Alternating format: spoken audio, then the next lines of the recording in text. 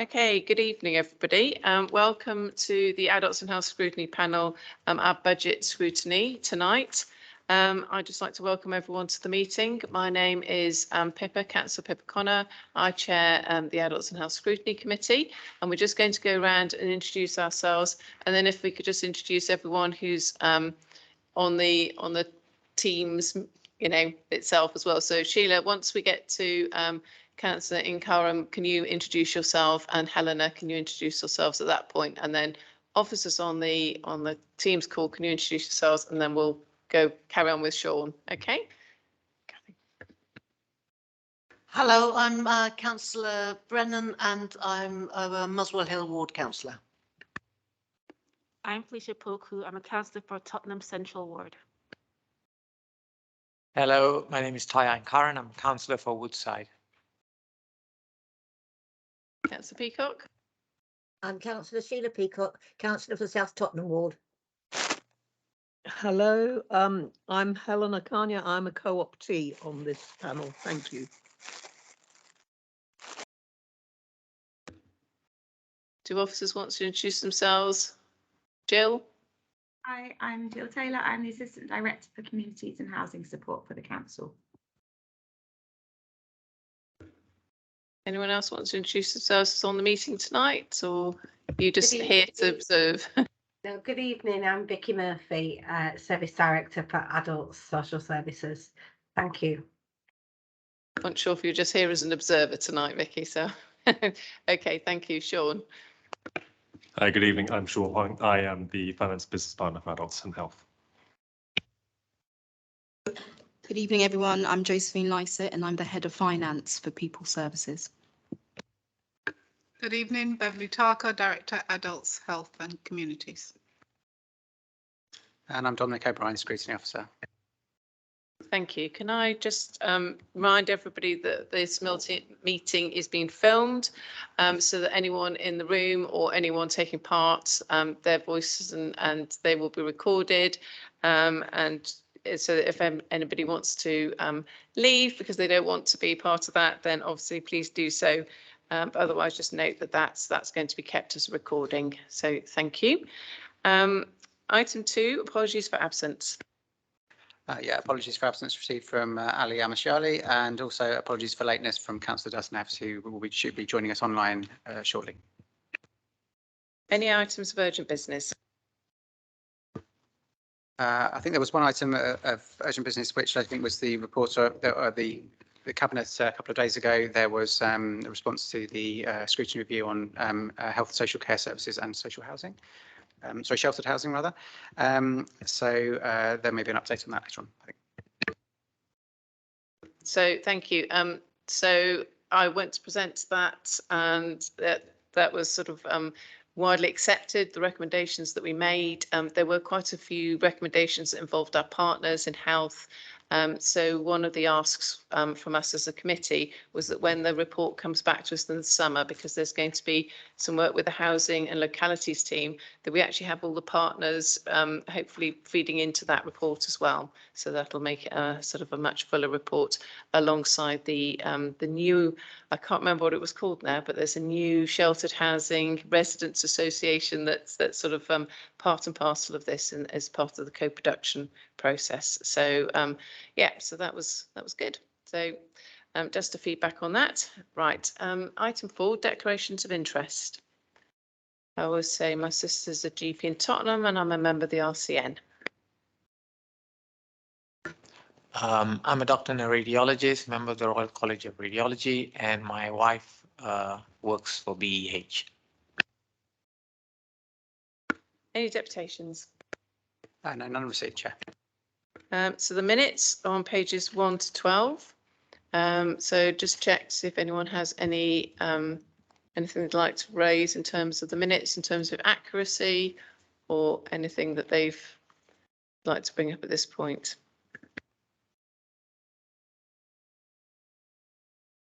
Can I take then that the minutes are agreed? Agreed. Okay, excellent. So we've got the tracker that's been circulated That will be put online. There are a number of items still outstanding, but to be honest, it was only a few weeks ago we actually had the meeting. So just to note that that's why there's still some in amber. Moving on, so we come to the main substantive item for tonight, which is the scrutiny of the 2023-24 draft budget, 5-year medium-term financial strategy, which goes up to 2028, which is on pages 13 to 86 of the pack. So we've got the main pack for this tonight. There's also some links to the particular appendices on our laptops if people would like to refer to them on that, but the same information is there.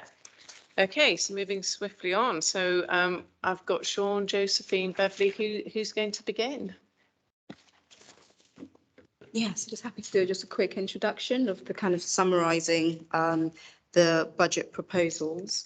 So just to start off with, as you've said, Councillor, you've got a suite of documents, of which the key kind of appendices are from page 75 onwards.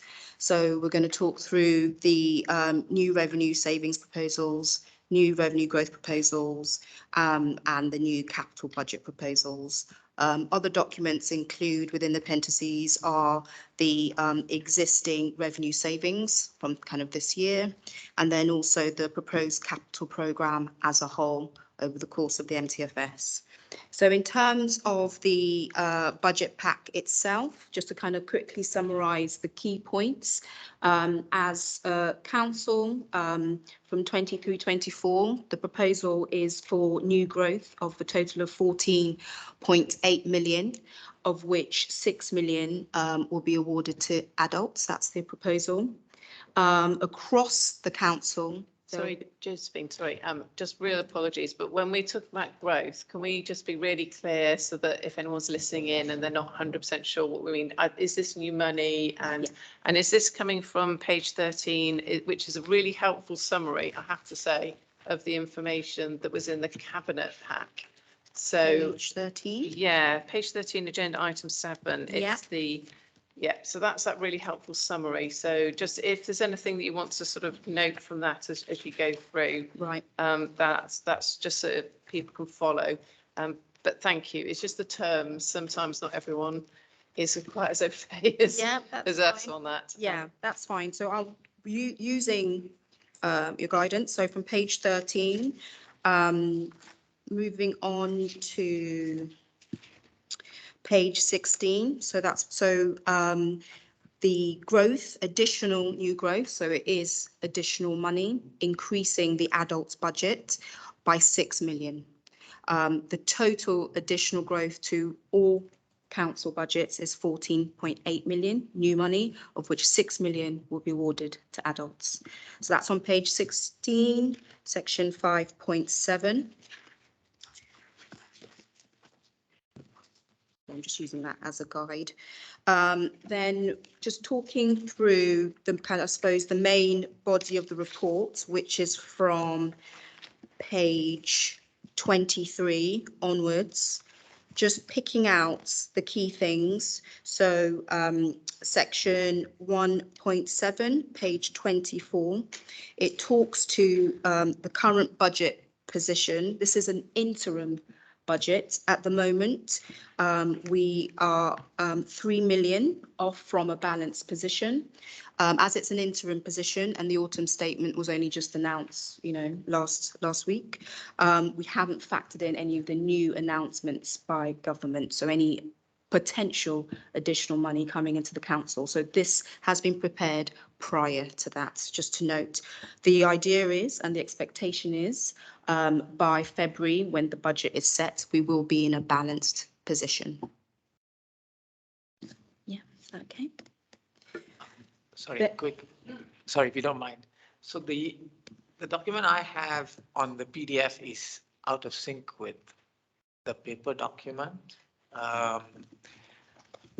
If you don't mind, yeah, it is. It is completely out of sync. Right. Okay. So I think if we're going to use the paper document, then we all should have a paper document as well. If you got any more spare ones, because page 24 for me on this is capital expenditure plans overview.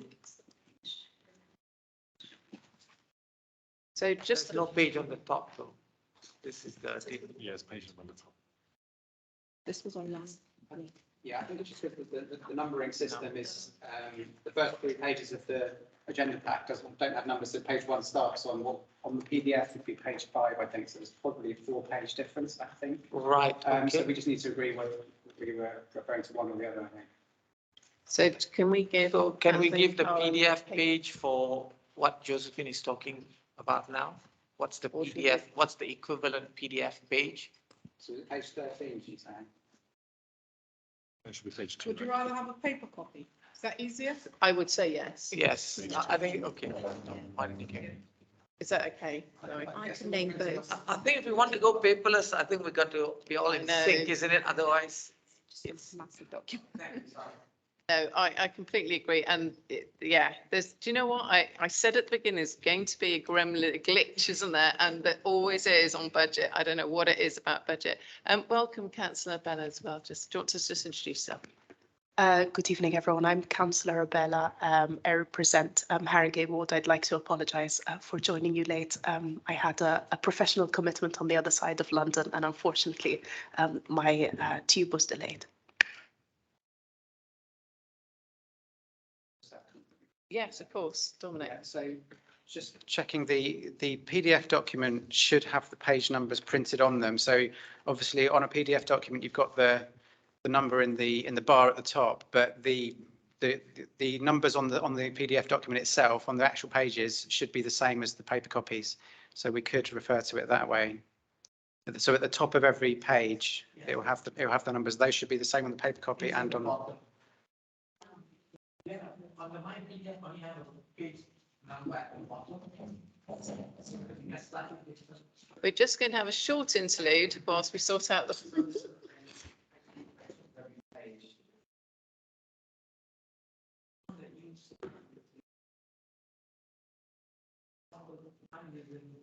That's online, that's the public. Yeah. Oh, I'm not going to type that.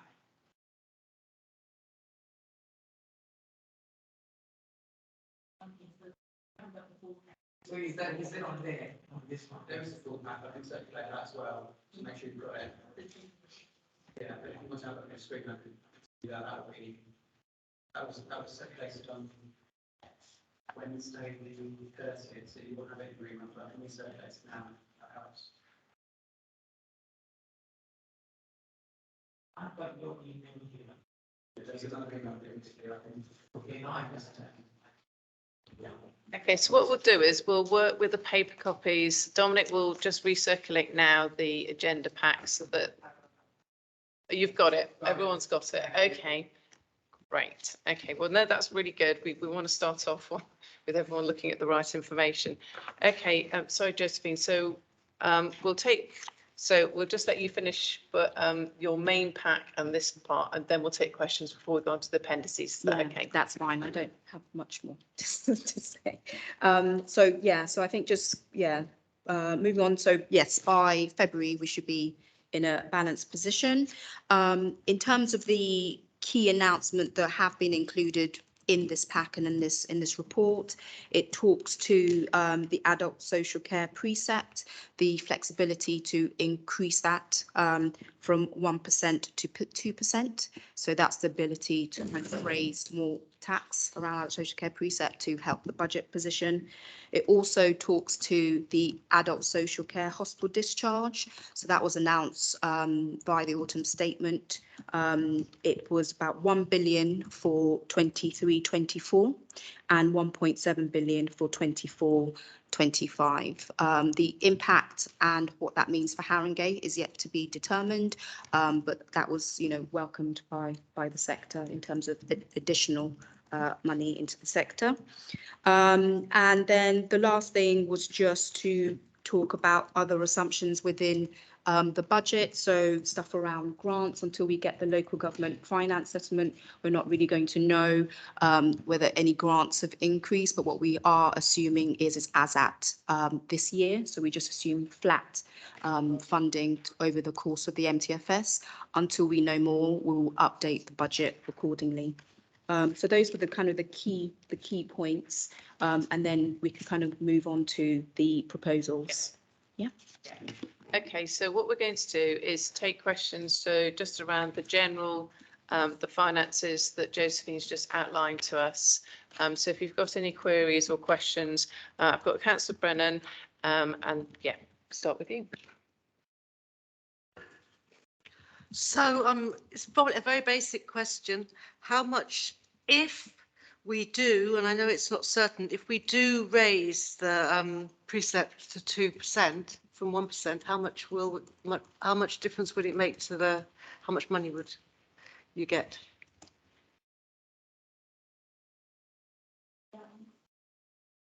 So again? Apologies, probably about £1 million. That's the top of my head, but I can go. Makes a million difference. So that would go towards the 4 million that we're short of?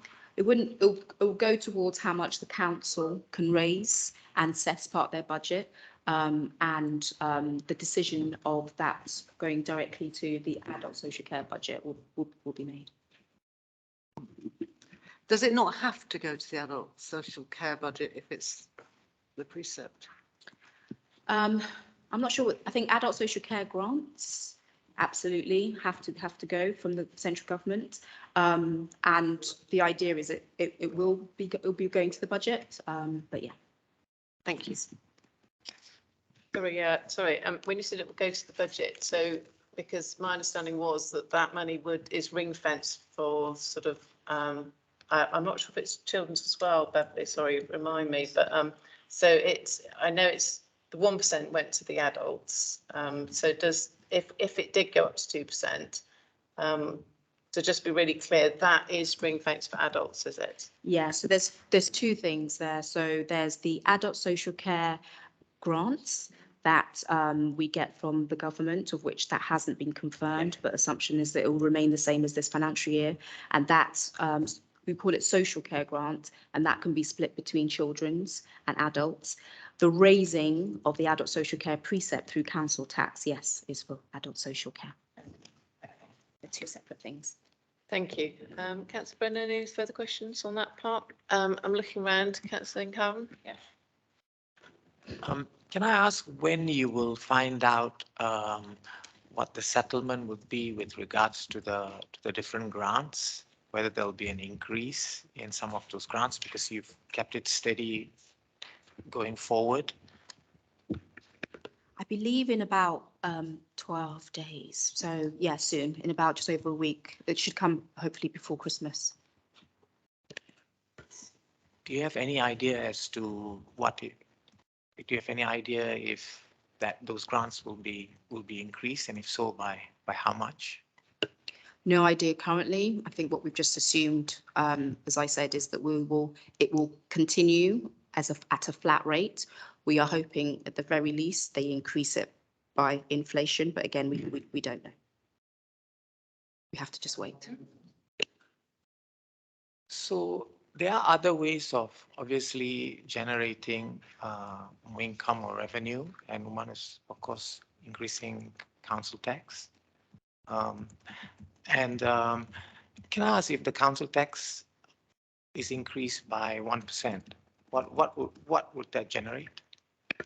I don't know. I'd have to go away and ask my corporate colleagues and get back to you on that. But yeah, there's a flexibility to do that for next year. That was announced at the autumn statement. But the actual figure that it could raise, I'll have to get back to you on that. Just going back to last year, how did you, because obviously I haven't really seen the budget in terms of what the position was the year before. How did you raise revenue or growth? How did you pay for it in terms of through the grants, or did you raise, were there other means at which you raised income? So in terms of the kind of council's budget, as you know, made up of council tax, precepts, specific grants from the government, general grants.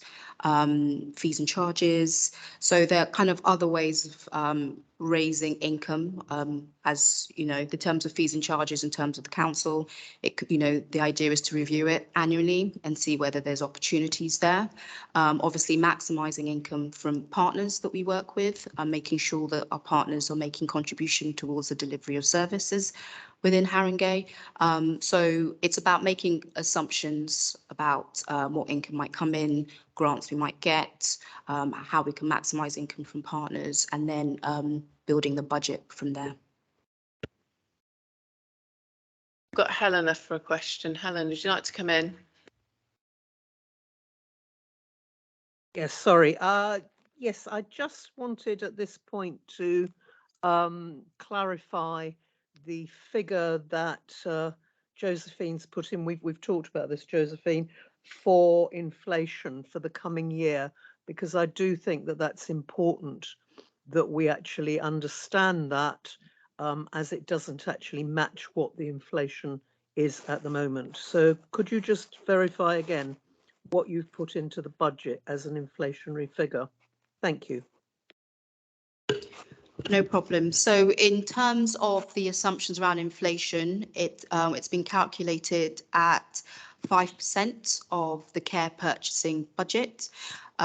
So as you know, inflation is something that we can't control, and assumptions have to be made during the budget build and putting these proposals. So at the time these proposals were put forward, the 5% was seen as a reasonable assumption at the time.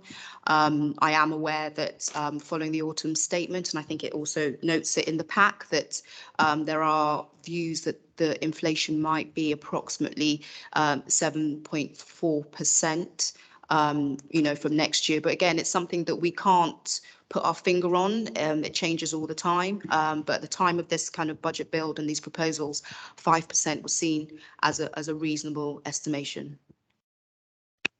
Thank you, Josephine. I'll look around for any other questions or anything online. Otherwise, I'll ask. So you, Josephine, you mentioned there was £6 million of new money put into the adult social care budget for this budget.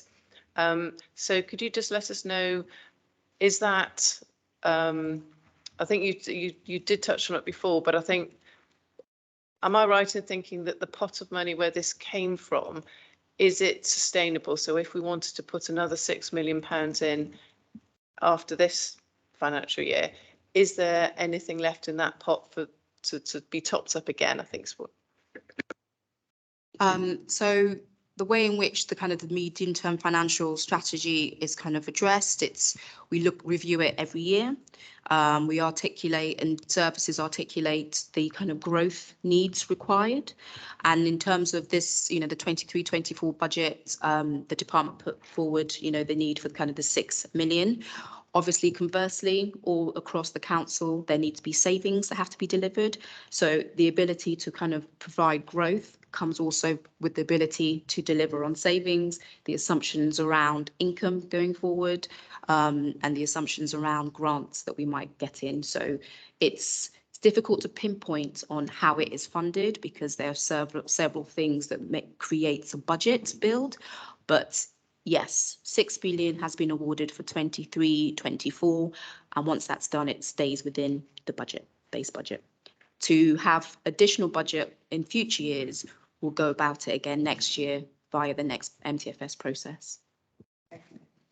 I think in previous years, especially for the last few years, wasn't there a pot built up for specifically to offset any overspend in the budget, and wasn't money brought from that pot to both for children's and adults for this year? And my understanding, I think, and I might have misremembered what John Warlow said, but I think I understood that pot had come to its end with this financial year. Am I right in thinking that, or have I misremembered? Sorry, I won't be able to confirm whether it's come to an end. I think that's something I'll need to get my corporate colleagues to advise on. But page 24, 1.7, it talks to the current balance position. Well, the current 3 million position off balance for 23-24, and this assumes a contribution of 5.5 million from the strategic planning reserve. So I'm thinking that's what you are referring to. So, and further 4 million from other one-off solutions for 23-24. So you're right, there seems to be a pot money to kind of help with the position, and it's been drawn down 5.5 million of that. Thank you. And then just to go back to, just checking I've got any hands up.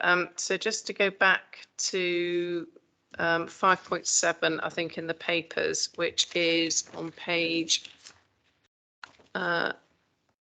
16.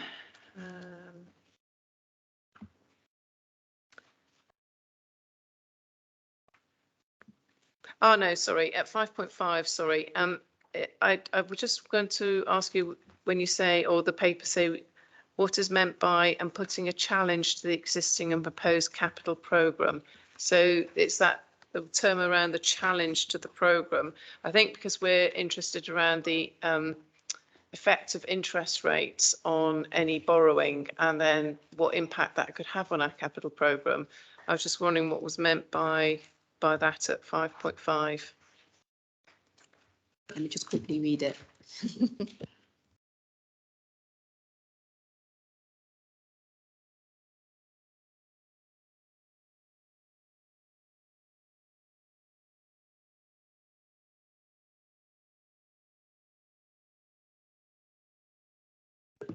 I suppose the capital programme, is a multi-year programme with the position, I suppose the permission or proposal to spend against that capital programme. So in terms of adults, I think it's 93 million is the capital programme. The ability to kind of spend against those proposals, we have to put forward, business cases before we draw down on the capital monies.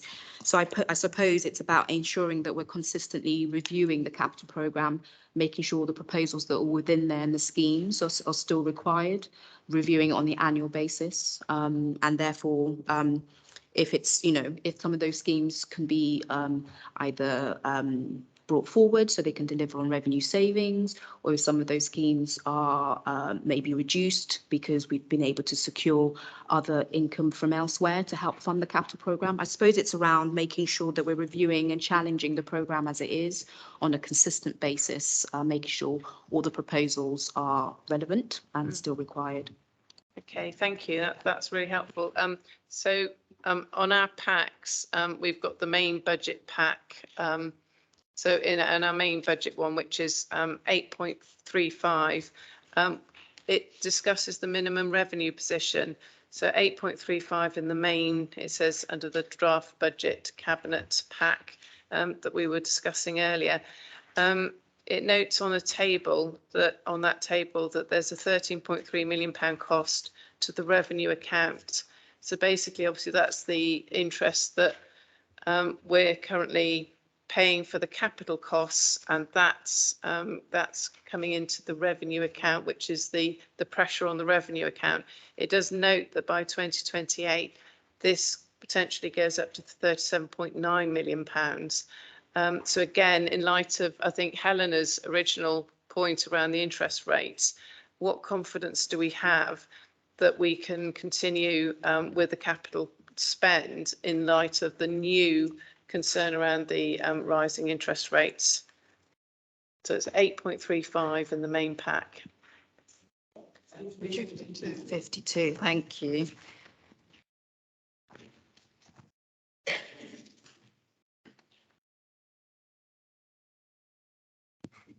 So I suppose similar to, delivering and putting forward the revenue proposals to build the budget from 23-24 onwards, capital colleagues would have made assumptions around the capital programme and what the cost of financing that capital programme.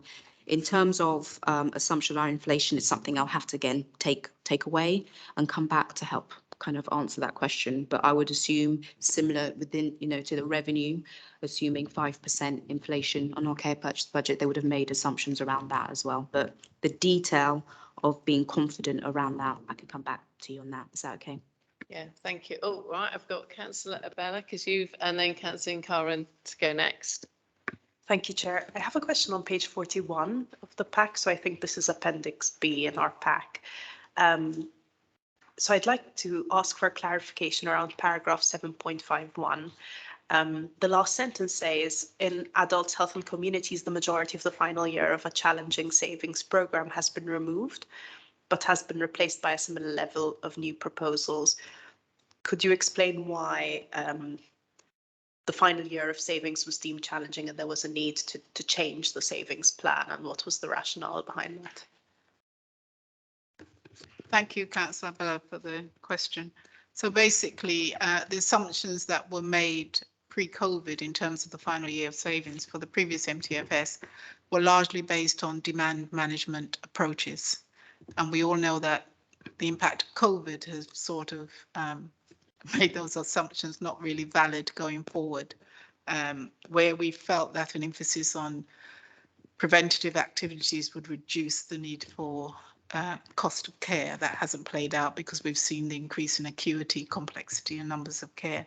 So we were charged with putting in mitigating, solutions instead of the sort of the demand management approaches. And I think we'll come to those later in the discussion. Thanks.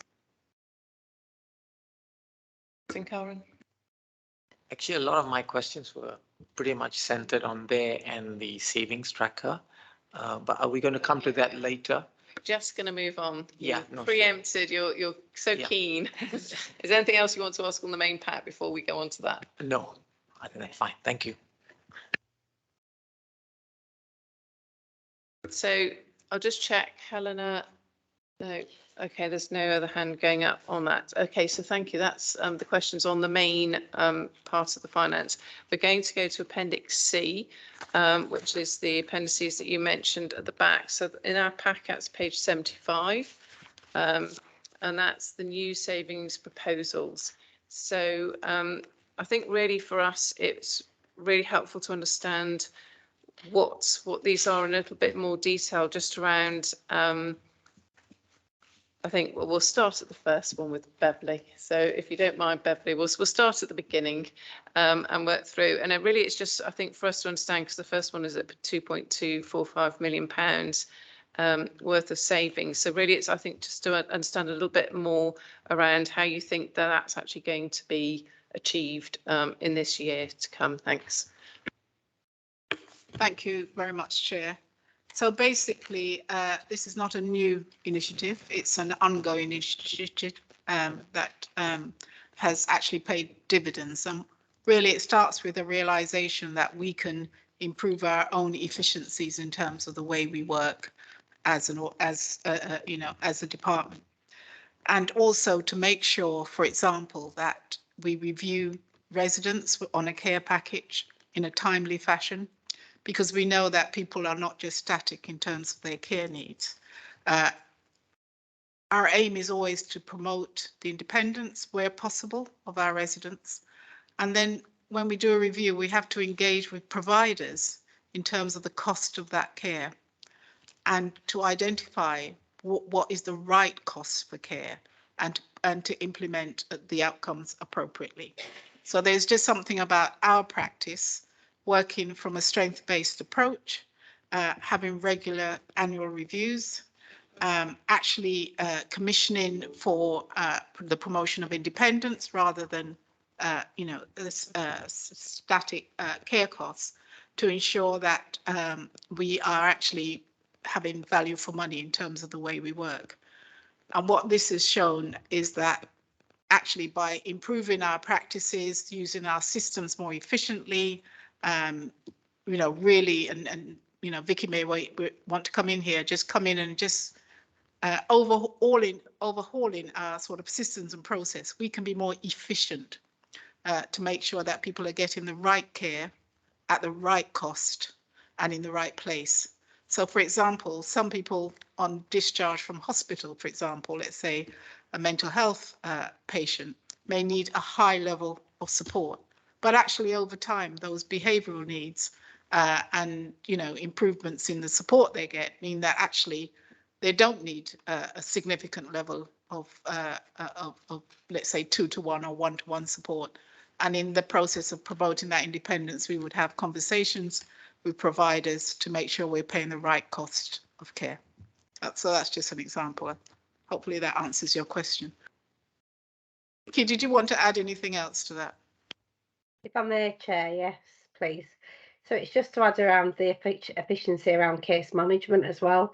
So significant areas of work have been undertaken to ensure that we are optimising our review system at the 6-week chance as well as the annual review. So we've managed to successfully get people coming through our reablement services and home first approach.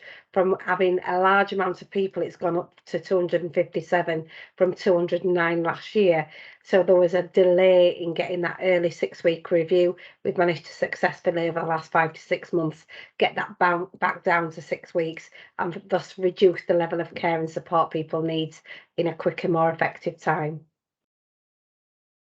Thank you, Vicky, for that as well. Can I just ask a very quick question? I mean,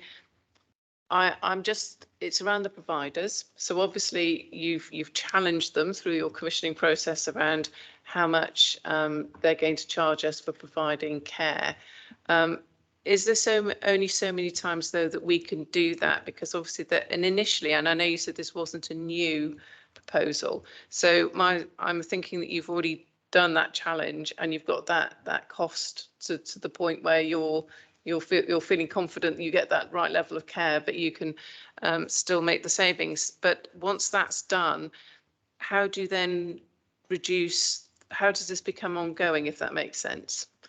Because there's a throughput of new clients all the time. Vicky's just given the example of reablement.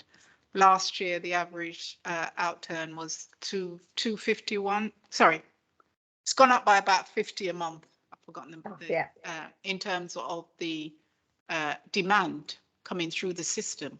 So to give a really concrete example, when we were not as efficient as we could be, people were staying on reablement for up to 14 weeks. And we all know reablement is a 6-week free of charge intervention to support people to develop their enablement and independence. By improving the way we work and the efficiencies within the system, we've brought that back down now to that 6-week sort of intervention. But obviously there's significant throughput of numbers. So you're always working with new cohorts all the time. It's not the same person you're going to go back to. So I think hopefully that answers your question. Yeah, no, I think it wasn't the fact that it was different people coming through, because obviously say that package is picking a number out of the air, £300, and it was 400. I can see how you'd originally make that £100 saving, but then as the new cohorts come through, we would understand that package would be 300. So wouldn't that then become a base level rather than a saving? No, okay. Because people may still start off at 400, and then that's about commissioning for outcomes as opposed to just for maintenance. That's the way I would put it. Okay. So we've only got 2 years of that, and there's a significant drop in 2024. So why is there a drop in the amount of savings that you think you're going to make in 24-25? No, it's not a static position. We look at the people we have in our systems. We make assumptions about who's coming through, and we make projections based on that. It's not an exact science. But what we do is to review it annually. So this time next year, we'll be in front of you again saying, we've looked at what we've been able to achieve this year. This is what our assumptions at any given point in time are. And next year we'll update it. Okay, so it was just because there was quite a difference between this year's and next year's. So I just wondered if I could understand if you'd had a similar, because okay, right. Okay, so any further questions on that? We'll move on to the mental health. Yep, Councillor Karen. Sorry, you're going to move to me. Why don't I ask my question at the end? Because mine is about the savings in the round, and maybe it's better to come at the end once you've talked about it, because it's 2 lots that you're making lots of savings from, and I just have some concerns that. Why don't you ask it now? Because I think you've nearly asked it. So if you come to the bottom, the total savings for 23-24 that you've proposed is 7,733,000, of which the bulk of it, 6 and a bit million, comes from two things. The first item and the one at the bottom, which is a one-off savings of 4 million with improved commissioning and efficiencies. I don't see here, in terms of the rating of these two things, the risk involved in terms of whether you'll be able to deliver it, and if you're not able to deliver it, what you will do to mitigate. And I was just taking you back, if you don't mind, if I take you back to the savings from the document from last year, the tracker from last year, there was a shortfall of 3.156 million, of which 2.67 million came from demand management activities. On a proposal, I think on a savings proposal of 6.618 million. So just looking back last year to date, you were only able to deliver 50% of the savings that you had proposed. So if I were to say that, look, actually, if you have a similar position come this time next year, you'd be 3 and a bit million short.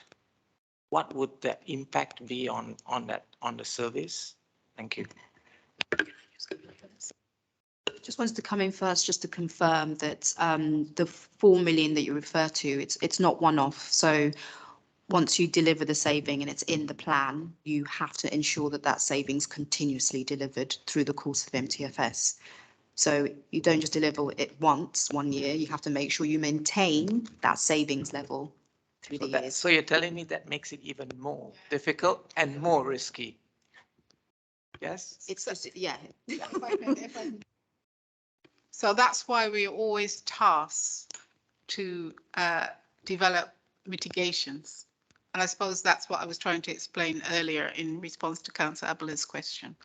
For last year, a lot of the savings assumptions were based on an approach which looked at how we can intervene early to reduce the numbers, the prevalence of need coming through. All those assumptions went out of the window with COVID and COVID recovery. So they're already in the MTFS, they're already baked in. We have to approve and deliver a balanced budget. So what the service is then tasked with is come up with alternatives. So I just reference that because that's what we've had to do this year.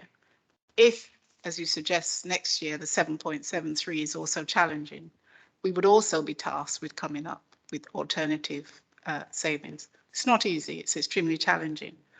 What we have tried to do is shift a little bit away from the demand management assumptions because the context in which we're working is so volatile and we don't know what's coming through the door, and to try to identify more concrete savings based on commissioning, efficiencies, improved value for money, so that you can drive those out of the systems with less volatility because of the context in which you're actually working. But I think it has to be acknowledged that the past couple of years, and even going forward, we're still feeling the impact of COVID. And therefore, the assumptions we had about if we can really intervene early and do X, Y, Z, we can reduce the demand coming through the front door, has really been, eroded. So there is just something around taking stock of the situation. And that's why we have this annual MTFS. We at this point in time, we make the best assumptions that we can, but we know that they're subject to review.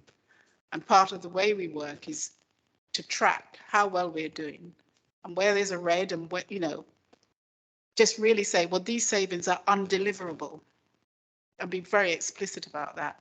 But then to say, how can we do things differently and substitute as appropriate. That's just the way it is in terms of trying to manage a quite challenging situation.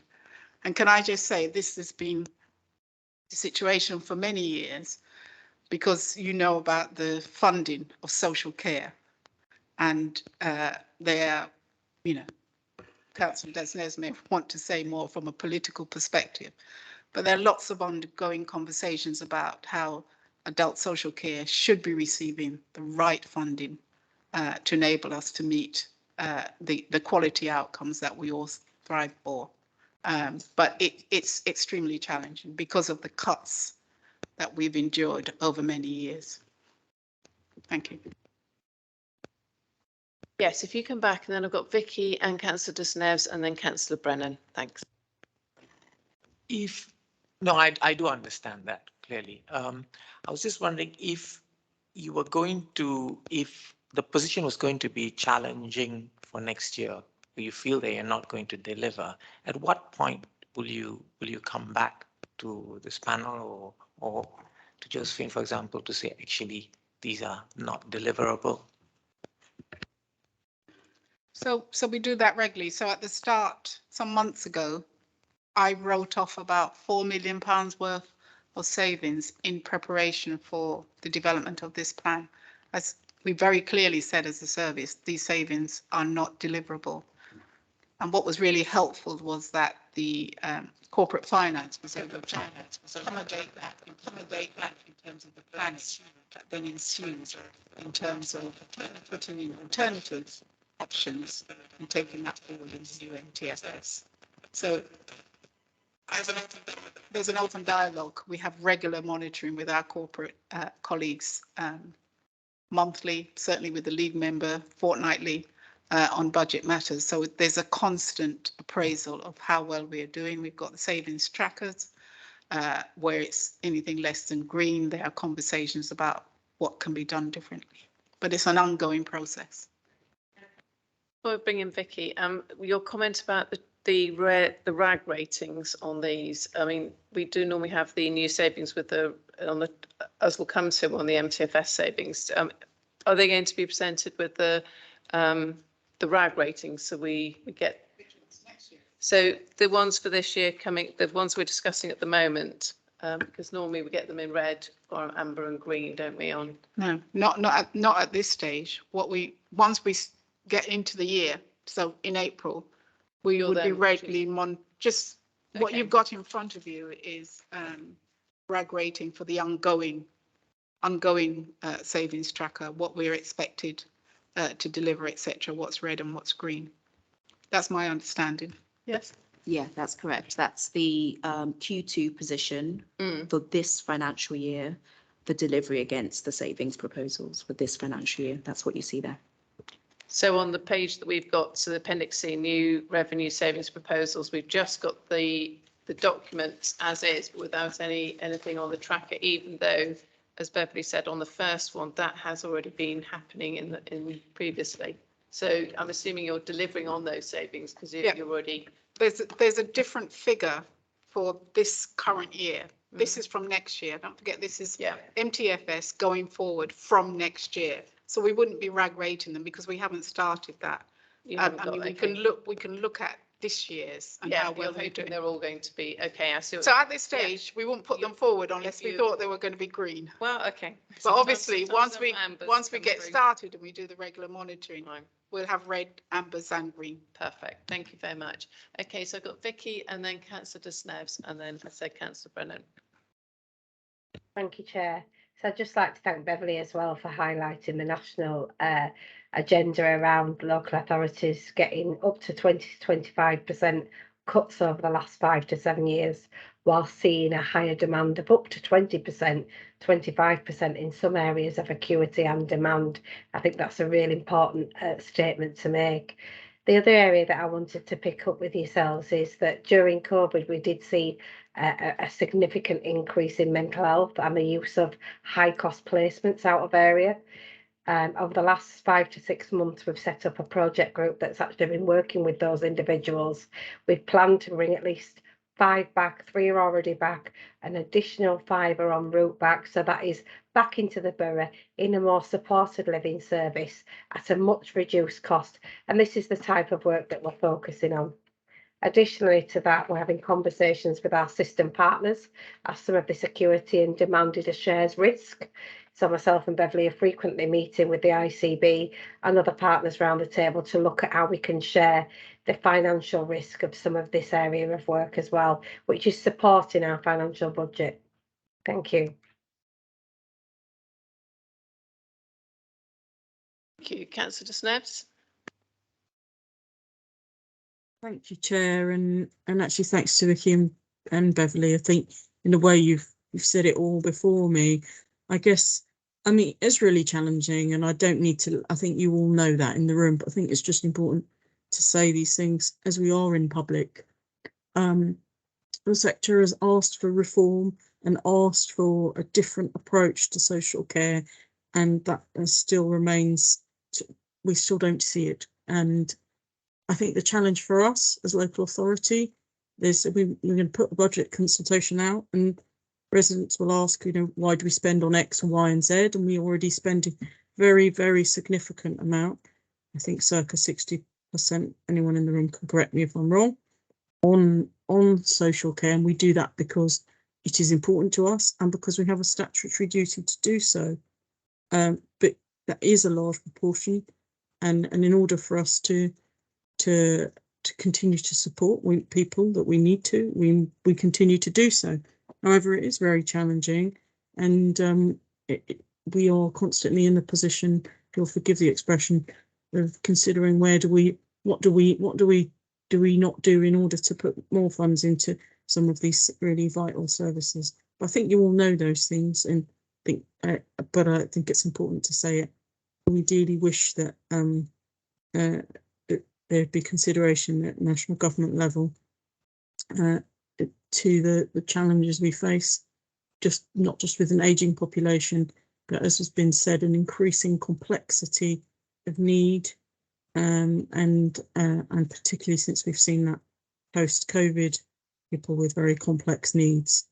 And I might add also that when there are challenges within the NHS, there is a lot of talk at national level about hospital discharge, and of course that has huge impact on the NHS. It does, and social care and that interaction, but it cuts both ways, and there are complexities and challenges within services that people receive healthcare wise. It is to us that it falls in order to support people and help them, and also we see people then perhaps deconditioning in hospital, etc. So both those two systems need great support, and it isn't forthcoming, as I think you all know. Anyway, thank you. Thank you, Councillor Snebs, for putting it in that further context. I've got Councillor Brennan. This is just a point of clarification, and it's actually going back to what Councillor Lynn Karen was saying, because I just don't totally understand it. So when we save £4 million through our efficiencies and better commissioning, which I totally understand. I totally understand what the Director of Adults and Health has explained. So we make those savings 2023-24, and if we just continue being as efficient as that, presumably we will then stay on the same, we'll now start saving and spending only that amount of money if we continue to be as efficient as that. So does that count as another £4 million saved, or do we have to become even more efficient and save another 4 million the next year? Only if next year's MTFS asks for an additional 4 million. So you save 4 million, and you, like you said, we start spending at this level, save 4 million, and the idea is you continue spending 4 million less. So that counts as we've done it. Okay. Yes. Yeah. Thank you. Okay, thank you. I think that's been really helpful just to go through some of these, and I think Vicky's explanation about this new project. I think the bit that I'll ask for, and I think as we're now beginning to work in with joint partnership, the ICS, ICB, whatever acronym we're now going to use, the integrated care boards and whatever else is going on, but that we get an understanding of sort of the money put in by our partners into this. So, you know, what financial contribution are we getting? Because obviously there's, as we heard on the news again today, there's huge pressure on social care as the hospitals are now even more trying to get people back out into social care. And there is that conversation, I know it's very robust behind the scenes with adult social care, but about how, you know, what money we're able to sort of get. So I think it's really good for us to understand from a scrutiny perspective is that financial contribution and how we're challenging our partners in that.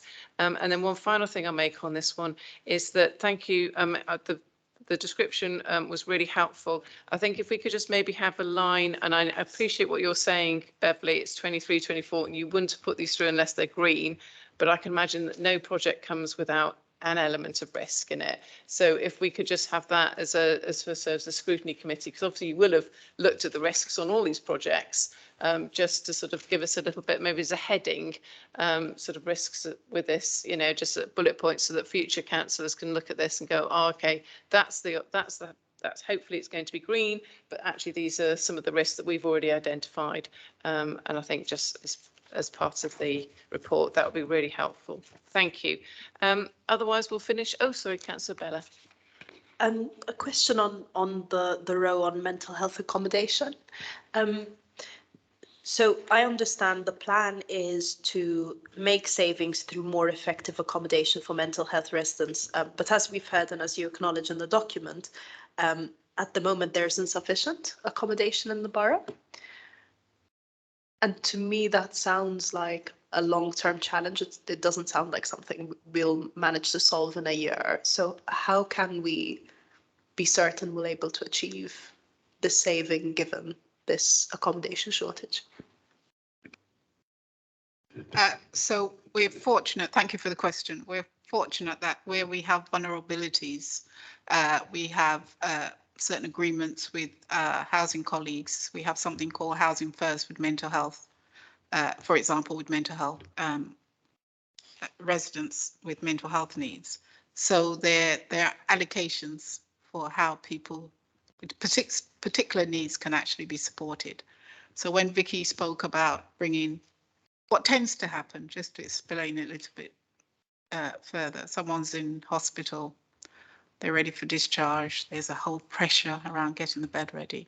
A decision may be taken, not always in collaboration with ourselves, to place out of borough at a very high cost.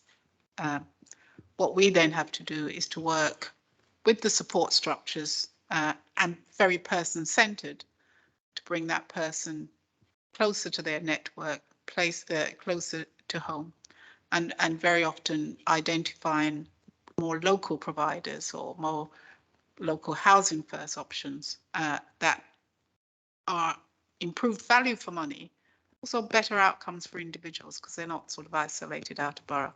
And that's the sort of activity that Vicky was describing. We've already been successfully able to get 3 people back. So in terms of the sort of paucity of housing as such, we do have that relationship with housing colleagues, so we have an allocation. And then there are mental health providers in borough, whereas perhaps if there was less pressure at the point of discharge, we would have had a more appropriate outcome for an individual rather than send them out of borough. It's quite a complicated situation, but that's sort of the. And then, did you ask a question around the health contributions?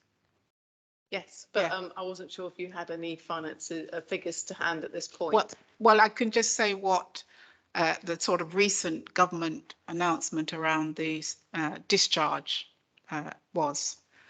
So the NCLICB received 6.4 million, and obviously that has to be to support the 5 boroughs.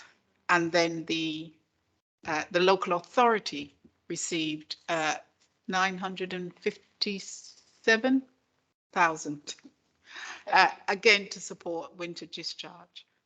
I think the challenge is, what we don't want is to have what I call one-off sources of funding that doesn't lead to sustainable pathways, outcomes.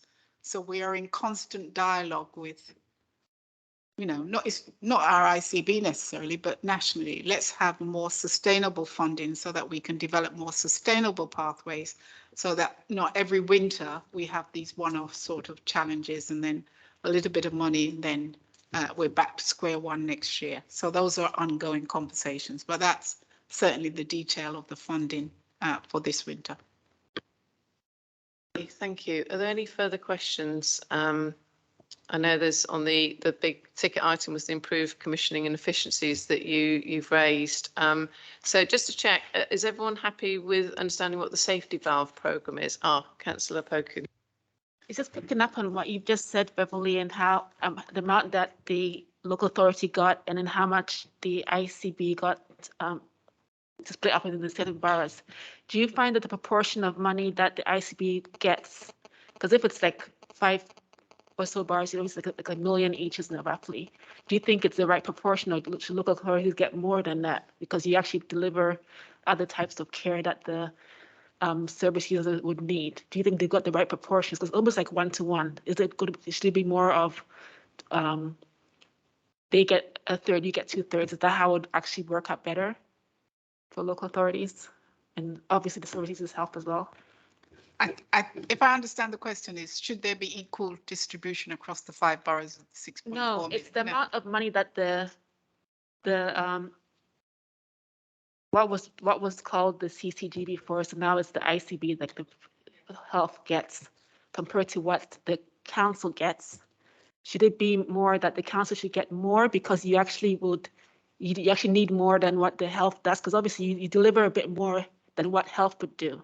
So has the government got the right proportion that they would give? I know they're not giving the right amount of money, but just the proportions. So just thanks for the question. I think I understand now. So just in terms, so I've said that the ICB got 6.4 for 5 boroughs and we got less than $1 million. However, the expectation is that the 6.4 million is actually focused on discharge.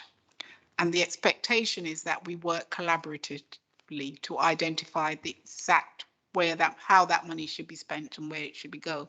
So I don't see the 6.4 as just in the decision making of the ICB. It should be very much a collaborative process of us working together to say, well, actually, the pressures here in this system in supporting people out of hospital, this is where we think we need resources.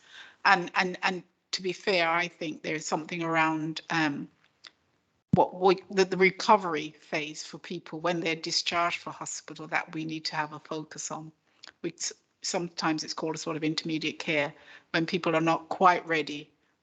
You know, they're medically optimized to leave hospital, but not quite ready to be at home. There's that intermediate care, and conversations we're having is really around how we can resource people to be on the right recovery pathway. So it's very much a joint shared initiative.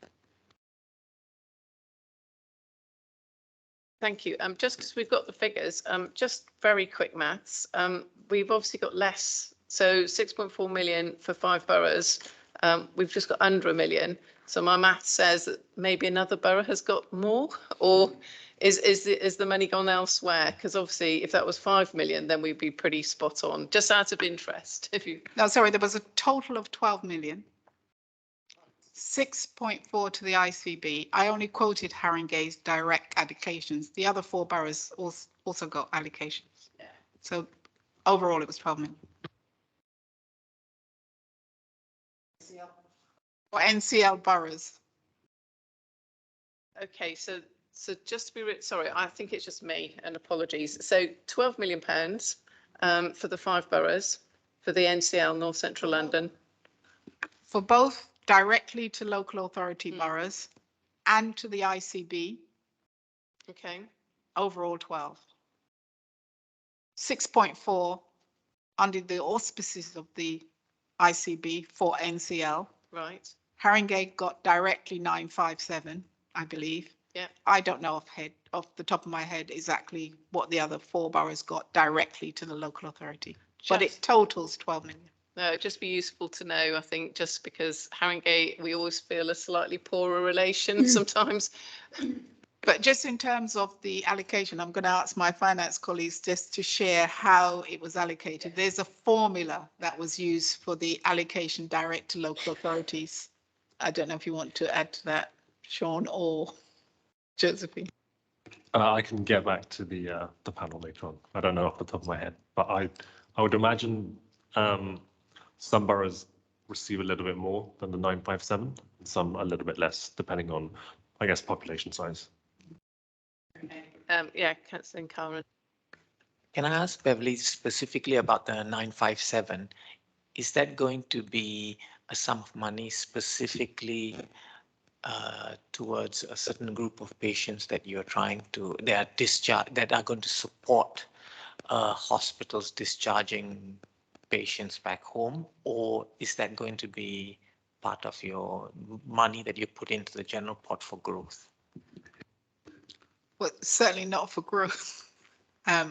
We've got to evidence the additionality that funding has supported in terms of discharge to hospitals. And you may be aware that the government is not just giving it to you in one go, you know, there's a first allocation and then a second one. I can't remember the exact timing, but we've got to demonstrate the additionality in terms of the effectiveness of discharge.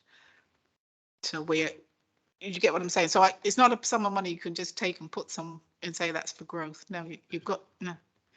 Okay, that's helpful. So what plans do you have in place then? Do you have things like virtual wards? What are you going to do with that money? Have you picked up on what you're going to do with it?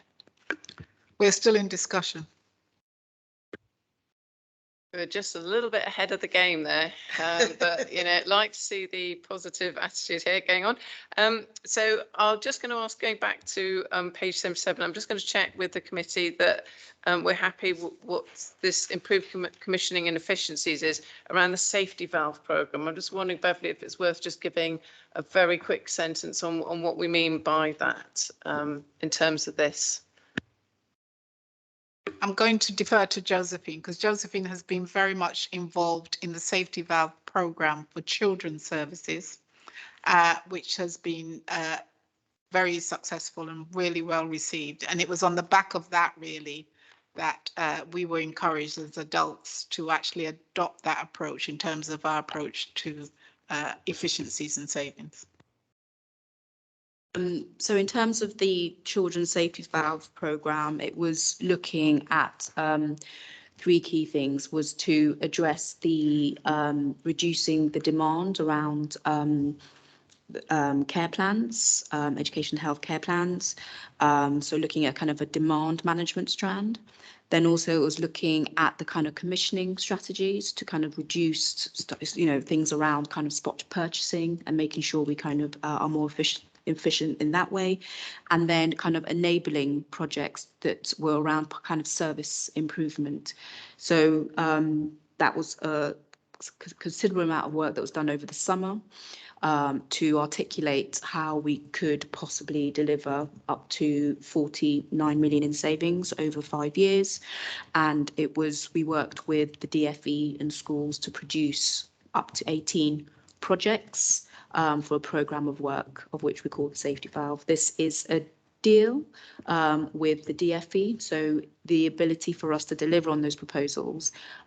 The idea is that if we're able to show that that is deliverable over the 5-year period up to 27-28, they would help fund our historical deficit around the dedicated schools grant, which we're currently feeling the pressure within the high needs block.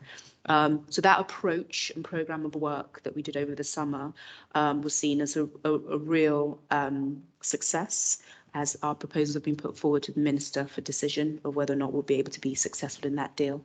So the idea is to use that same approach that we used over the summer in adults, a lot of that work is already in train. A lot of the projects around commissioning, as Beverly has said, service improvement is already there. It's just to kind of create a program of work in the same way that we can articulate to partners, to key stakeholders of how we're going to deliver on those projects. So it's an approach to delivering on the savings within adults. Thank you, that's very helpful. It's just helpful just to unpick it a little bit, because sometimes that's a bit, unless you've done children's, Yeah, most people wouldn't know what lucky I cover both. what So we yeah. talk about on that one. Okay, I'm going to move us on to Appendix D, because obviously we've got a few more to go. That was the larger document there on the tracker. So we've got Appendix D, which is the new revenue growth proposals. So I just wonder if we could just have a little bit more about the two proposals that are in front of us. So I don't know if Beverly or Josephine. D, page 79. Appendix 2, Appendix D. Yeah, you're right. You're right. That's, yes, Josephine's on the. Page 79.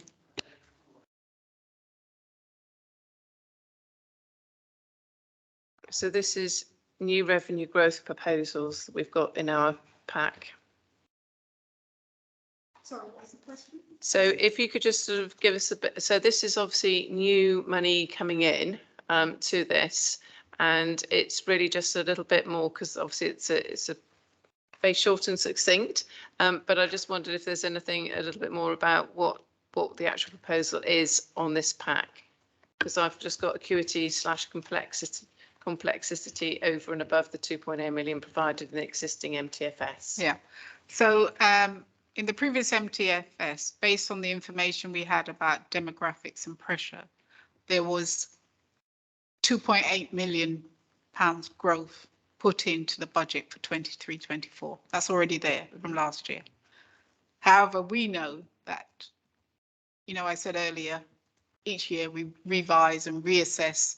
So we know that there is demand in excess of that. So we've had an additional 2 million, as well as that 2.8 million, because of the level of acuity and complexity of need. So that's a justification for growth into the budget.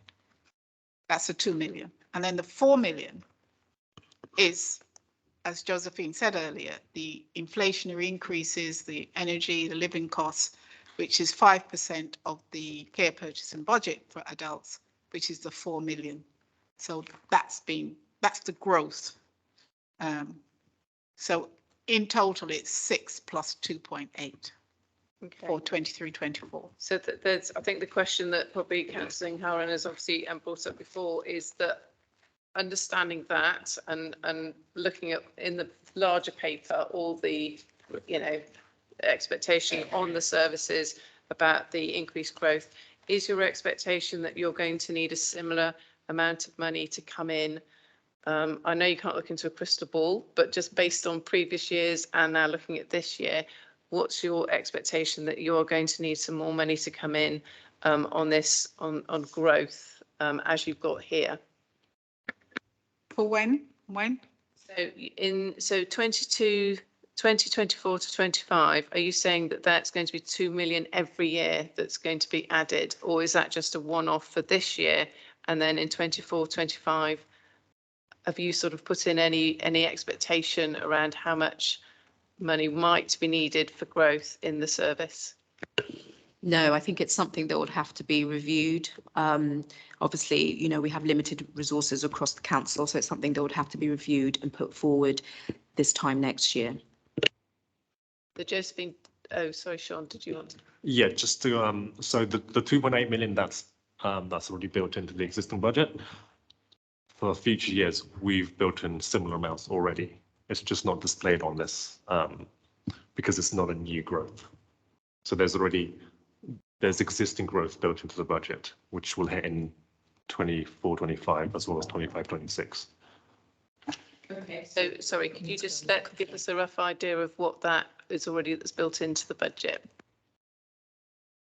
Is it the 2.8 is continually being built into the budget? So would you mean the 2.8, which is for 23-24, or? You just said a sentence a moment ago that said you've already got an expectation that money has already been built into the budget for the next few years. How much money is that? Is that the same as, is that similar to the 2.8 that was last year, or is it a different amount? I think I will need to go in and just double check and get back to you. Thanks. Okay, thank you. Any other questions? Yeah, Councillor Curran.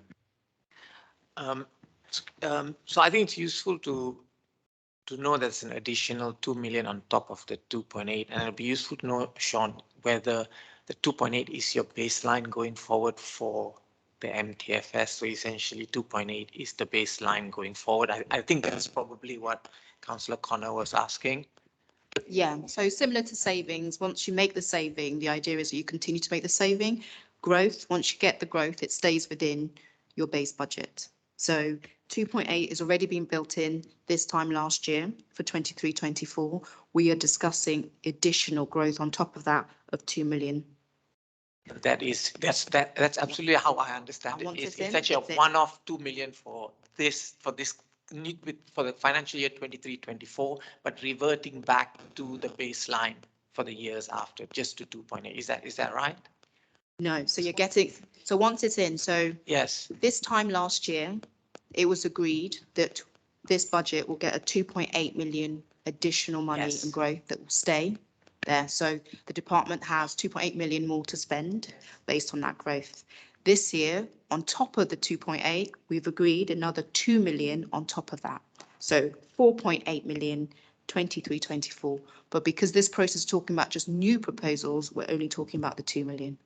Yeah. okay, understood. So it's a one-off 2 million. Yeah. Yes. So just as Councillor Connor said, you know, the question was, why have we not decided on future years for 24-25? We just haven't this year. We'll just reassess as we do annually. So if you don't mind, if we come to the 4 million figure, because I think the 4 million, if I'm not mistaken, is predicated on the 4 million that is in the savings proposal. Is that right? The 4 million under improved commissioning and efficiencies. So essentially, I mean, how I see it, my very simple mind is that at the moment you have taken 5% as the inflationary pressure rate, but the current inflation is 10% or even more. But look, we've taken a view going forward that you think it'll come down and averaging out 5%. But my worry is there is an inherent risk in that actually inflation remains quite high or even higher than 5%. So you're essentially saying that you may potentially, in real terms, reduce the amount that you're putting into your growth. So that's one. And secondly, it's predicated on a savings that is potentially risky. So have you given some thought as to what if the inflation remains higher than 5% for the next financial year and we don't make the necessary savings? It's a corporate decision around inflation. So I, as a service director, I don't have any say in the setting of inflation. But my understanding it's a best guess. It's a situation that's not static, and it's a best guess to use 5%. And the service obviously responds to what that's required.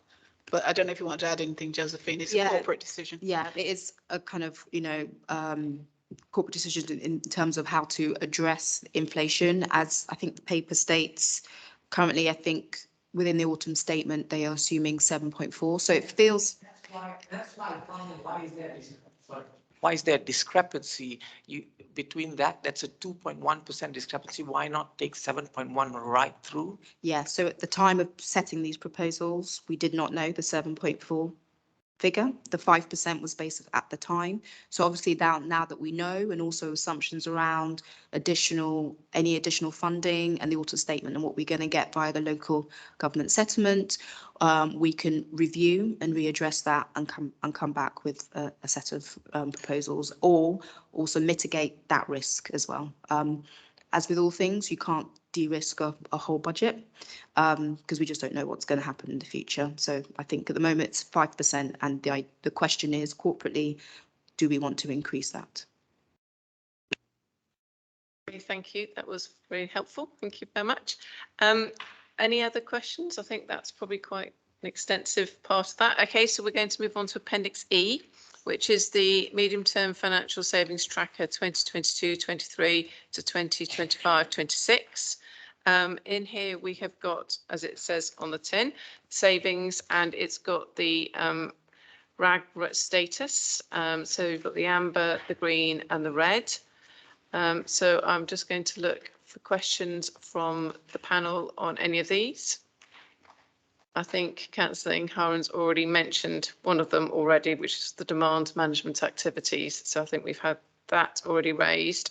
So are there any other questions that anyone wants to bring up? And I'm just looking to make sure I'm not missing out Helena on the call. So no, I'm just fine, thank you. Okay, lovely. Just checking. That's good. Okay, so are there any other anything else that anyone wants to raise about because I think Beverly's already mentioned the undelivered savings, which have been removed now from the financial package, I suppose, for a better word, the budget.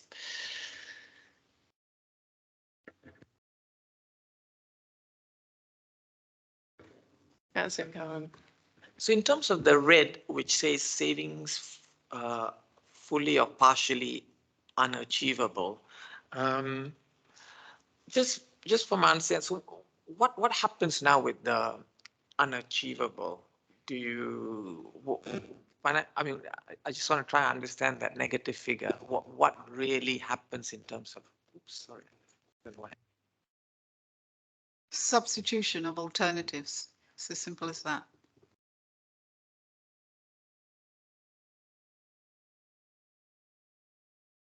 Any other questions on the tracker? I think one of the things that we always ask, I think it says PA9 on the, I've seen this somewhere else, but sorry, my memory is not going to help me out on here. But obviously that's red, and it's got the, 22, 23, that's red. So is that, do you think you're going to, on the ones that you've got red, what's the confidence that any of those savings will be achieved? Or do you think this is, particular concern? So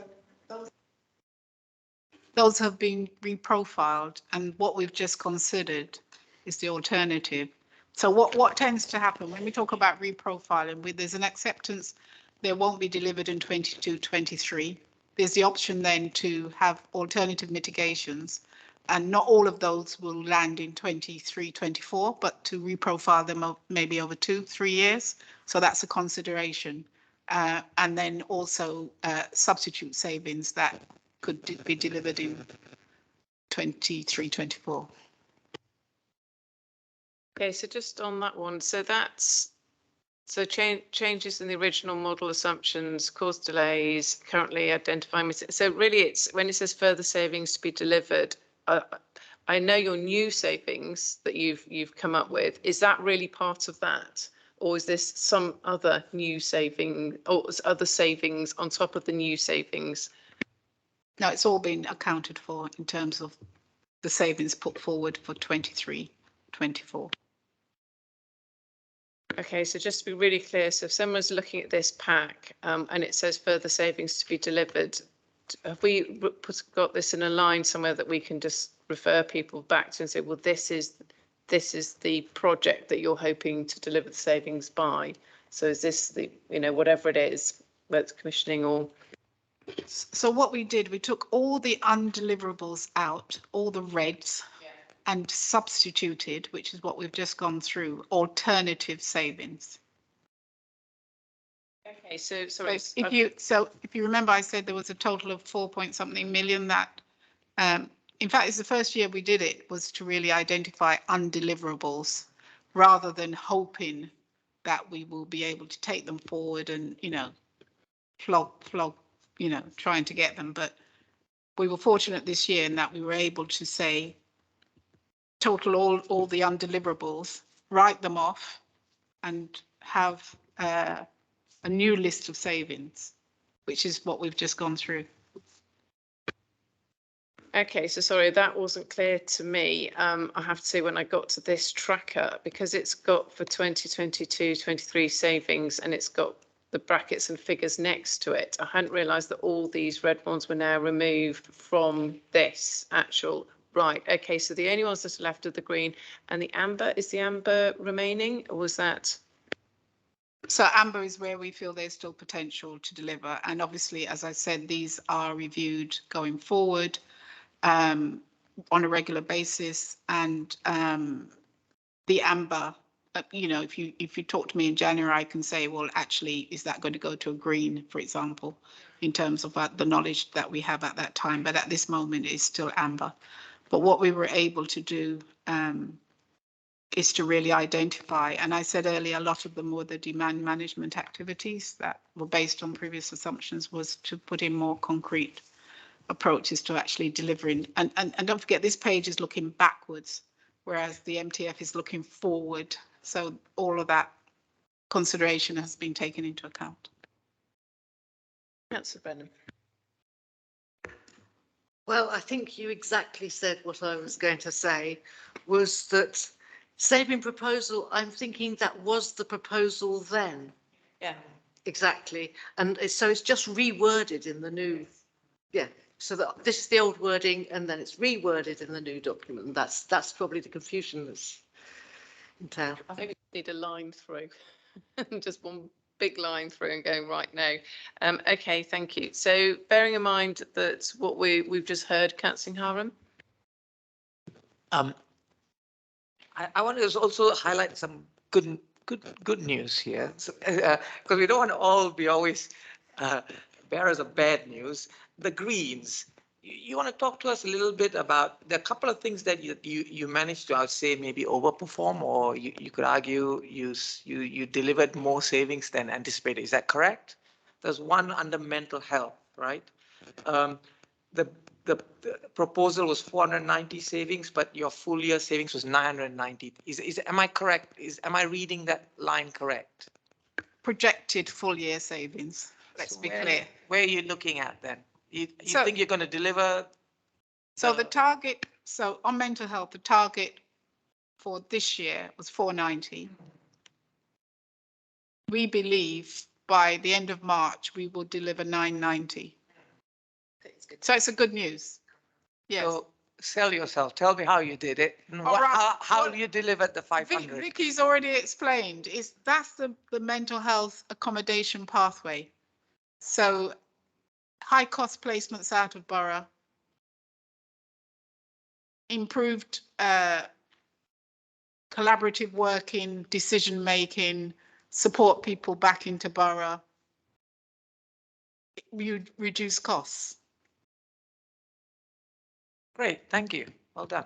And I think you probably did something similar for transfer of high cost day ops. Is that something, a similar thing, or because you look like you're going to deliver significantly more than your? Yeah. So that was stymied because of COVID, and you'll be aware of the new Chad Gordon Centre and the support for people with quite complex needs and learning disabilities, and having that in borough provision. When the savings was originally conceived, it was really how we can support people back into borough. That was stymied during COVID. So that's why the 15 was a target for 21-22 wasn't actually delivered. But now things are beginning to open up and people are, yeah, so overachievement there. Councillor Peacock, I was just thinking about you actually, and here you are. So would you like to ask your question? Well, I'm just very keen to know where these people with mental health issues are now being placed in the borough, because more and more people are being placed in the sheltered housing, creating quite a lot of disturbance. So I'd be really interested to know where they're being allocated. Well, I wouldn't be able to answer that question off the top of my head, but we wouldn't bring complex cases from out of borough and put them in sheltered housing. And actually the allocation for sheltered housing doesn't rest with adult social care. So we're talking about completely different clientele here. Thanks. Can I just come back? Sorry, Councillor Peacock, Yeah. did you want to come back in? And then I've got If you Vicky. don't mind, because I don't know if Vicky can tell me what is actually happening with these people that are being placed into shelter schemes. Are they getting support? What is happening with them? Because, as I said, they're creating a lot of problems.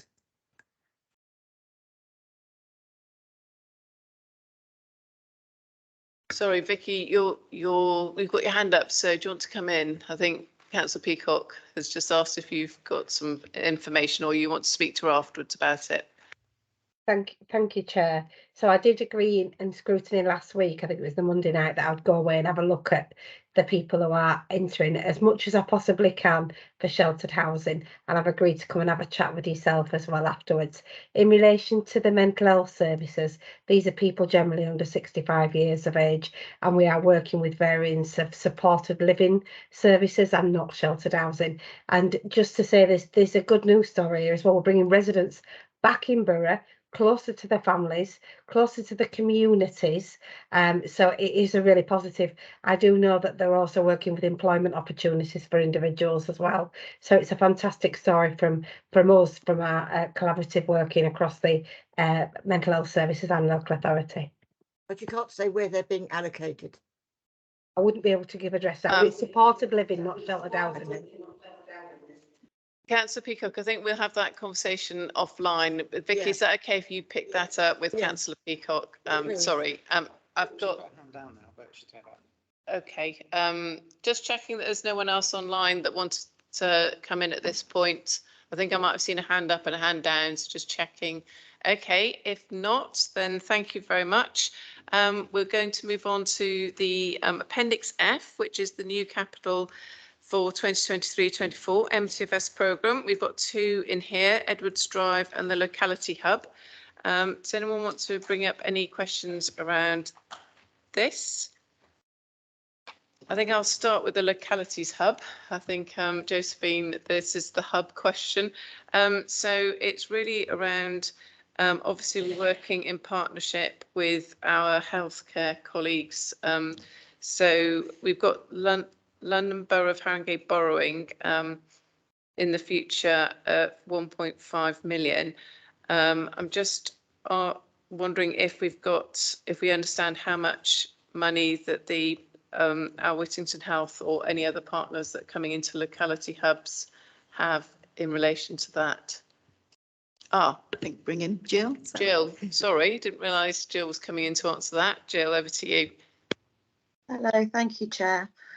So this is a bid specifically for council delivered localities hubs. So it doesn't include the localities hub in Wood Green, which health colleagues are developing. The value of that project is currently still being worked through in a business case, but it's in the region of several £1 million, and the council is making a contribution to that, but we're not the lead delivery partner in it. So this bid specifically refers to using our buildings to develop locality services in which our officers and colleagues will work. It may be, as those hubs are developed, that there might be health capital input from that as well, but at the moment that's not been anticipated as part of the bid for this report. Thank you, Jill. Can I just ask a very quick question, just because I was in the Wood Green Hub a week or two ago now. So there was a discussion around the council provision in a hub, but actually within the Wood Green Centre. Is that still being looked at? It is. Yeah, it is, yes. So at the moment we're working with colleagues on an integrated model of council services and health services. So it will be located within the mall. It will be a significant capital project which is expected to open in 24 24. So there'll be council services such as connected communities and customer services based there, along with diagnostic services, musculoskeletal, dental, and a range of other health provision, primary care included. At the moment, we're doing a lot of work with health colleagues just to profile what can fit into the space. I think we're all quite excited about the options available, so everybody's hoping that they can work there. So we're just having to work through the detail of that to make sure that we've got a model that can be effective for residents and patients. Thank you, Jill. That's really good to hear. Thank you very much for that as an update. Anything on Edwards Drive that anyone wants to ask at this point? No. Okay, so it says it's self-financing. So can I just ask, maybe Jill, what we mean by self-financing here on this proposal? Thank you. Absolutely, thank you, Chair. So what we mean by self-financing in this is that we're currently spending money placing adults with learning disabilities in a range of different accommodation types, and that's led by Vicky's area. Edwards Drive, once developed, will mean that we are funding those same provisions but in better quality services and with anticipated savings because of the density of provision that we'll be able to build on the site. So what we expect is that the money that we spend on the capital development programme will be, we will save that money over the course of, I think the yield is 40 years. So over the course of 40 years, it will finance itself through savings that we generate. Thank you. That's really helpful to know. Okay, I've got no further questions on that part of the report. So thank you. And then we come to Appendix G, which is the last part. Everyone will be pleased. The draft capital programme. So it's either Appendix 4 or Appendix G. So looking at officers here, is there any, well, actually I'm looking at councillors here, sorry. Is there anything that anyone wants to raise up either around the funding or around the items themselves? I'll start off very quickly. The Osborne Grove Nursing Home, is this capital programme still in train? I haven't really had an update for a little while, so I'm just wondering if there's a brief update on where we're at. I don't know if that's, yeah, Jill, thank you. Hello, thank you, Chair. Yes, it is still very much in train, and we're proposing to bring an item to scrutiny in the new year to share the developments so far and to get your steer on the future project. As I'm sure many of you are aware, and I know some members on the call today have been involved in the co-design of the service and the site, so we're looking forward to bringing that for your consideration in the new year. Sorry, Jill, while you're on the call, can I just ask if you're confident that the money that you've got allocated against the budget, are these projects on track? Are you sort of seeing any significant underspend or overspend on any of these? Thank you, Chair. There's significant inflationary pressures on all of our capital projects at the moment. With Osborne Grove, because of the scale of the project, we've done continuous business case reprofiling over the last sort of 12 months. At the moment, the project still stacks up financially based on the savings that we expect to make and the delivery of better quality services, but that is continuously under review. It's fair to say that all of those projects are, as it mentions in the earlier report, under strain, and we are keeping a close eye on the detail of that. One of the key considerations for us at the moment is to make sure that we reduce any delays that we can have control over so that we avoid additional costs being incurred through a result of the delays. And is there one specific project other than Osborne Grove that you've got any concerns about? Either it could be an underspend, it doesn't have to be overspend. And then I've got Helena who'd like to come in. Thank you. Thank you, Chair. I'd be delighted to tell you that there was an underspend on any of my capital projects, but unfortunately I can't say that. At the moment, Osborne Grove is the most significant development in terms of its cost and its scale, so that would be the one that I think we would highlight for your consideration. Although it's worth noting that the Canning Crescent project is, of course, ongoing and not due for completion, so that's another major project that we're working on at the moment. Thank you. I've got Helena and then I've got Councillor Abella. Hello, Jill, I wonder if you could just clarify something for me on 201, which is aids and adaptations. I see that there's no increase over the budgets in the next 3 years, which slightly concerns me because I would have thought there would be more people that need help with aids and adaptations in their homes to remain independent. So it would be useful to understand what underlined your decision there. And if I might, while I'm on the call, also ask about the social, emotional and mental health provision. We all know that that's becoming larger and larger, and yet you've only got 2 years worth there. Is that deliberate as well? Perhaps you could explain the thinking behind that, please. Thank you. Thank you, Helena. I can't explain the aids and adaptations as that's not one of my capital projects, so I might need to defer to one of my colleagues on that one, but I can speak a little bit about the social, emotional and mental health question. So I'll take that one first and perhaps hand over to a colleague for the earlier question. This particular capital line have been identified for a number of specific projects, so it's not the only funding that's being invested into this area. As we've mentioned with other projects that are growth related and savings related, there's a lot of activity taking place in the mental health and emotional space. So this particular budget is looking at a number of different capital projects, which might include some improvements in existing buildings that we're currently operating. So to build additional capacity or to improve the quality of provision that's available.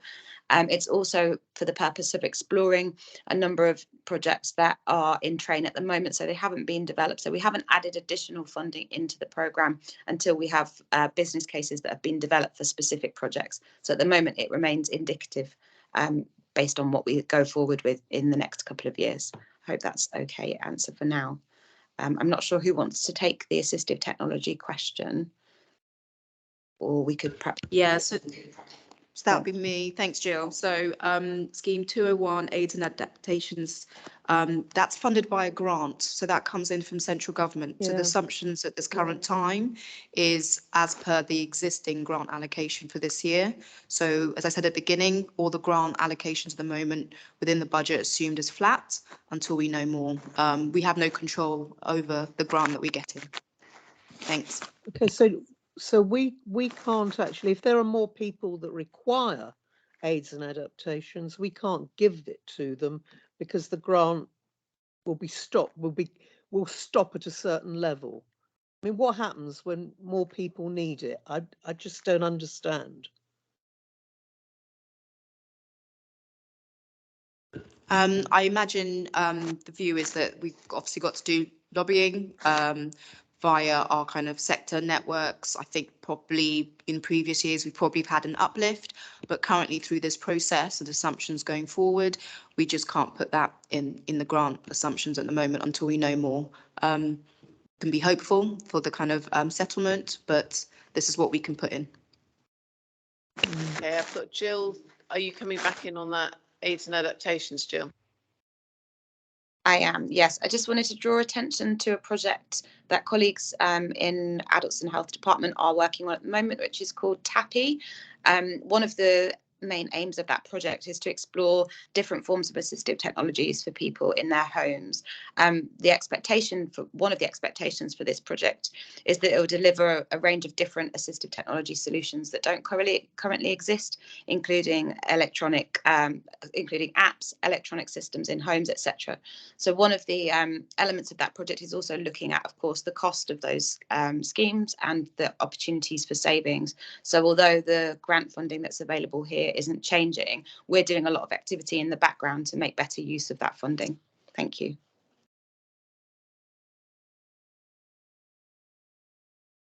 Sorry, Vicky, do you want to come in at this point? Thank you, Chair. Regarding the DFG grant, it generally does see an increase. To be mindful that our DFG is also, we include some health components and children's works in there as well. And I would like to bring back the data or send it round. I believe we're not up to the full spend so far this year. I have not been informed that there was any concerns that anybody who's had an application were unable to fill. So I'm more than happy to bring that data back and actually come back with what the revised position grants is in the new year. Thank you. That would Vicky, be that's useful. just what I was Thank going to you. ask.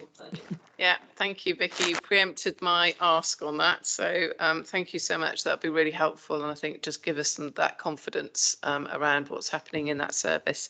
Thank you. Any further questions on this part of the? No. It's a bit of a general question. I've got Councillor Brennan. Do you want to ask?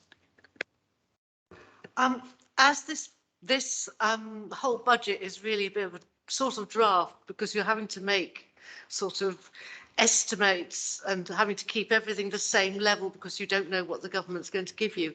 Are you going to actually come back to us with proper figures before it goes to sort of approval? You know, because you're going to find out what the allocation is, and presumably you might redo the figures with 7% inflation worked in, possibly, because that's, you know, so you're actually going to rework the figures quite a lot. So are we going to come back to have another look at the budget before it's approved by council? Or I don't believe it goes to scrutiny again. I think the idea is that once we know more, we revise the budget accordingly, and then it goes to cabinet in February. So we don't get to see it.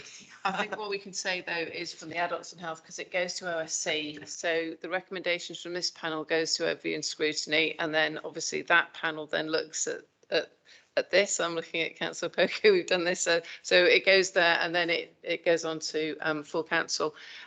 So I suppose what the recommendation could be from the adults and health panel is if there are substantive changes to this, then obviously that we'll take that up. We'll get any amendments to this report, and then that would be presented at the overview and scrutiny committee stage, because that's in January. I'm just remembering, I can't remember the exact date. So that's in January. So that's another potentially month away.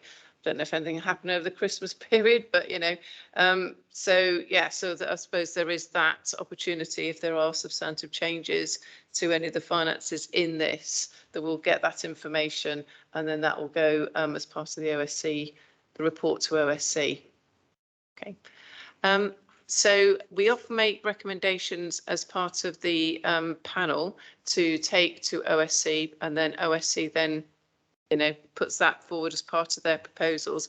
So, I mean, obviously there's been risks identified here tonight around the interest rates that have been very strongly sort of highlighted by our councillors on the panel. So I suppose that's, I suppose as part of our feedback, a report back to OSC, that will note from the panel that that's a substantive risk, that we would say if those interest rates, we were then having to do it for 7.4% rather than 5% on the budget. There are also risks, I think we noted tonight, around having to put in extra money into the new money into the budget on top of the 2.8 million that was last year's, and that's in the report. So it's very clear that it's in the report, but I think that's for us, it's an, when we say risk, it's not to criticise, it's just to acknowledge the extra demand and the extra, you know, need that is out in our communities. But I think that then also plays into sort of, you know, the risk around budget and around the amounts needed. Is there anything else that we wanted to bring into to highlight overview and scrutiny from the panel?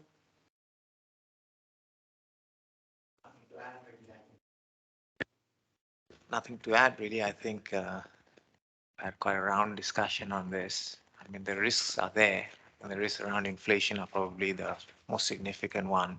And I think other is the demand on the service.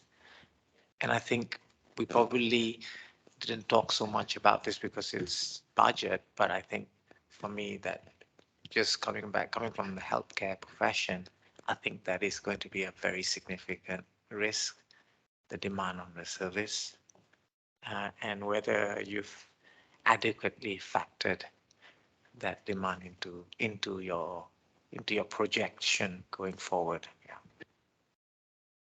Yeah. Bella? Thank you, Chair. I have a question for the Chair. Once the financial year starts, will we be able to, as a committee, have reports back on how the assumptions on risk are working out and whether we're on track with the savings that we were projecting?